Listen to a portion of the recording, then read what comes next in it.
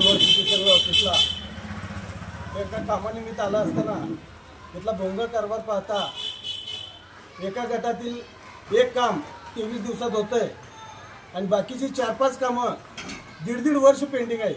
याच्या मागचं गौड बंगाल बघायसाठी आज इथं आलो होतो। शशिकांत भुई असं अधिकाऱ्यांचं नाव आहे आणि यांच्यावरचे अधिकारी शितोळे साहेब आहेत। त्यांना त्यांनी फोन लावला, परवा एक डायरी रिजेक्ट झाली। येणे नसल्याचा कारण दाखला न जोडल्याचं कारण दाखवून त्यांनी डायरी नामंजूर केली। त्यांना आता शितोळे साहेबांना विचारलं तर शितोळे साहेब म्हणतात की मी परत एकदा फाईल बघून सांगतो। मग या अधिकाऱ्यांचं काम नाही काय की डायरी आहे, कागदपत्र सगळे आहे ते सांगून त्यांची सही घेऊन डायरी मंजूर करणं।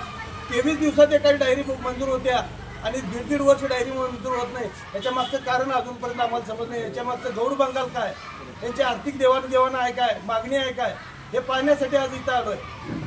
जवळजवळ 15 ते 20 प्रकरणं आज इथं पेंडिंग आहे। 2-2 वर्ष झालं पेंडिंग आहे। कुरुंदवाड, नरसिंहवाडी, पेरवाड आणि शिरडोन या 4 गावचं कामकाज इथून चालतंय आणि आठवड्यातनं फक्त सोमवार आणि गुरुवार 2च दिवस इथं अधिकारी उपलब्ध असतात आणि बाकीचे दिवस आम्ही मोजणीला असं सांगतात। पण हे मोजणीचं कारण कितपत खरं आहे हे आम्हाला माहीत नाही। कायमस्वरूपी अधिकारी असताना इथं माणूस उपलब्ध नसतोय। 2 दिवस येतात, त्यात पण 10:30चं टायमिंग